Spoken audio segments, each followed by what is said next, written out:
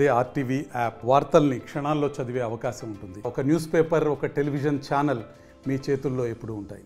యాదాద్రి భువనగిరి జిల్లా జలాల్పూర్ వద్ద ఉదయం తెల్లవారుజామున ఆ కారు చెరువులోకి దూసుకువెళ్లిన ఘటనలో కూడా 5 వ్యక్తులు కూడా మృతి చెందిన పరిస్థితి కనపడుతుంది. వారందరినీ కూడా ఆ భువనగిరి ఏరియా ఆసుపత్రికి తరలించి పోస్ట్ మార్టం తరలించిన పరిస్థితి ఉంది. కుటుంబ సభ్యులు మాత్రము ఏదైతే ఆ భువనగిరి ఏరియా ఆసుపత్రికి వచ్చి కన్నీరు మున్నీరుగా విలపిస్తున్నటువంటి పరిస్థితి కనపడుతుంది. మనం విజువల్ కూడా చూస్తున్నాం.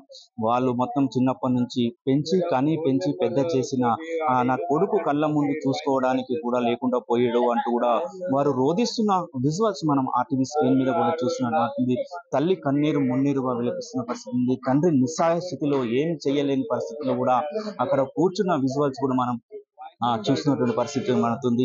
ఏదైతే పోస్ట్ మార్టం జరుగుతున్న క్రమంలో కూడా బాడీ లోపల ఉన్న క్రమంలో కూడా తన కొడుకుని చూపించండి, దయచేసి నా కొడుకును చూపించండి అని కూడా బ్రతిమిలాడుతున్న పరిస్థితి విజువల్ చూస్తున్నాం. చూస్తున్న ప్రతిపడుతున్న పరిస్థితి చూస్తుంటే పలువురు కళ్ళల్లో కూడా నీళ్లు తిరుగుతున్న విజువల్స్ కూడా మనం చూస్తున్న పరిస్థితి కనబడుతుంది. ఎందుకంటే చాలా సంవత్సరాల నుంచి కూడా చిన్నప్పటి నుంచి అల్లారు ముద్దుగా పెంచుకున్న కొడుకు ఒకసారి కూడా విగత జీవిగా మారిన క్రమంలో కూడా ఆ తల్లి తండ్రులు మాత్రం ఎనలేని దుఃఖంలో మునిగిపోయారని కూడా చెప్తున్నారు. వాళ్ళు ఒకటే ప్రాధాయపడుతున్నారు, దయచేసి నా కొడుకును చూడనియండి, ఆ గేటు తాళం తీసి నా కొడుకును చూడనియండి అని వాళ్ళు ప్రాధాయపడుతున్నారు. వారి విజువల్స్ కూడా మనం చూస్తున్న పరిస్థితి ఉంటుంది. దానికి అధికారం మరి కాసేపట్లో కూడా పోస్ట్ మార్టం కూడా పూర్తి కాబోతుంది. తర్వాత కుటుంబ సభ్యులకు కూడా ఇచ్చే పరిస్థితి. ఒక్కసారి మనం బాధ పెట్టాలనే ఉద్దేశం కాదు, ఒకసారి తండ్రితో కూడా మాట్లాడించే ప్రయత్నం చేద్దాం. చెప్పి ఏంటి ఎప్పుడు సమాచారం తెలిసింది? ఇప్పుడు 10-10 తెలిసింది నాకు. ఏం చేస్తాడు నీ బాబు? BTech 3rd year.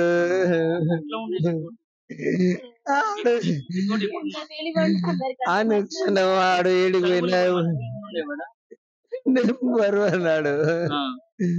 10th లో కూడా 10/10 తెచ్చుకున్నాడు.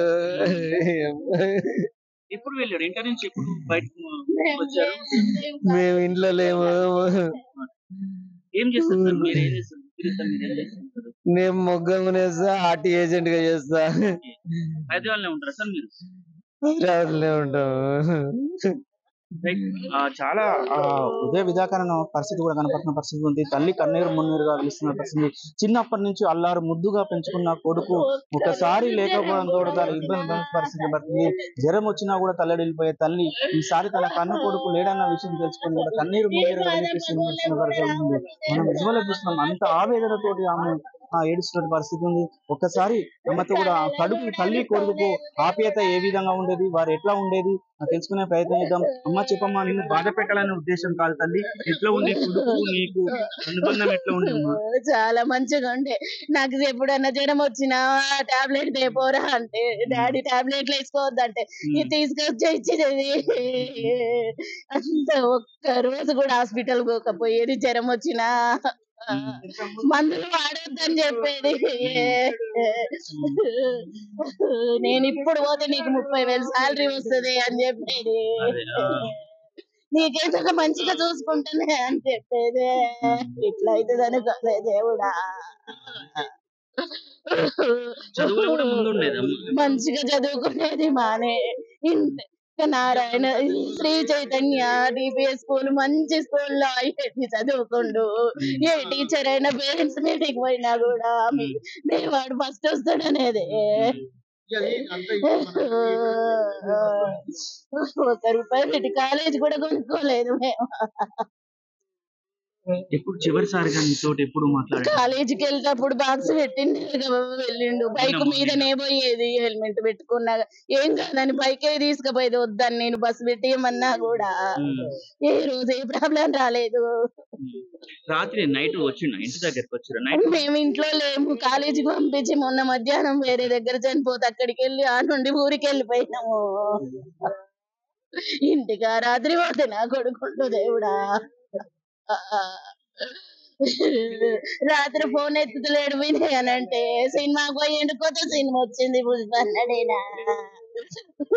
పొద్దున పెద్ద బాబుకి చేస్తే మమ్మీ రాలేదు అని అన్నాడు. రాలేదంటే అలా ఫ్రెండ్స్ కు ఫోన్ చేస్తే వినయ్కి అయిందని వినయ్ ఫ్రెండ్ చెప్పాడు. దేవుడా చాలా వరకు కూడా తల్లి కన్నీరు మున్నీగా విలిపిస్తున్న పరిస్థితి ఉంది. నిన్న ఉదయమే తల్లి టిఫిన్ బాక్స్ పెట్టి కాలేజీకి పంపించింది. ఆ తర్వాత ఆమె పని మీద వేరే ఊరికి వెళ్ళి నైట్ వచ్చేసరికి కూడా వినయ్ రాకపోతే కూడా ఎందుకు వినయ్ రాలేదని అడిగినా కూడా కొత్త సినిమా పుష్ప 2 సినిమా వచ్చింది, సినిమాకి వెళ్ళిండేమో అని కూడా వాళ్ళ సోదరుడు చెప్పిన పరిస్థితి ఉంది. తెల్లవారుజామున మాత్రం కూడా వినయ్ కి సంబంధించిన ఫ్రెండ్స్ కూడా ఫోన్ చేసి ఇలా జరిగిందని చెప్పడంతో కూడా ఆమె ఒకసారిగా ఆ కన్నీరు మున్నీరుగా వినిపిస్తున్న పరిస్థితి కనపడుతుంది. ఒక్కనాడు కూడా నన్ను ఏనాడు కూడా బాధ పెట్టలేదు, కనీసము చాలా చదువులో కూడా చాలా ముందుండే వ్యక్తి ఈ విధంగా చనిపోవడం మాత్రం చాలా బాధాకరమని కూడా వాళ్ళు చెప్తున్నట్టు పరిస్థితి. ముఖ్యంగా కూడా ఏదైతే భువనగిరి ఏరియా ఆసుపత్రి మాత్రము రోదనతో కూడా వినిపిస్తున్న విజువల్స్ కూడా మనం చూస్తున్న పరిస్థితి. మొత్తానికి అయితే ఆమె విలిపిస్తున్నటువంటి పరిస్థితి మాత్రం చూస్తున్న పరిస్థితి. మరి కాసేపట్లోనే కూడా వినయ్ మంది మిగతా ఎవరైతే 5 ఉన్నారో వాళ్ళ డెడ్ బాడీలకు కూడా పోస్ట్ మార్టం నిర్ణయించి కూడా కుటుంబ సభ్యులకు అప్పగించే పరిస్థితి కనపడుతుంది. Auto story. మరిన్ని వీడియోస్ కోసం ఛానల్ ని సబ్స్క్రైబ్ చేయండి. లేటెస్ట్ అప్డేట్స్ కోసం వాట్సాప్ ఛానల్ ని ఫాలో అవ్వండి. అండ్ లింక్ డిస్క్రిప్షన్ లో ఉంది.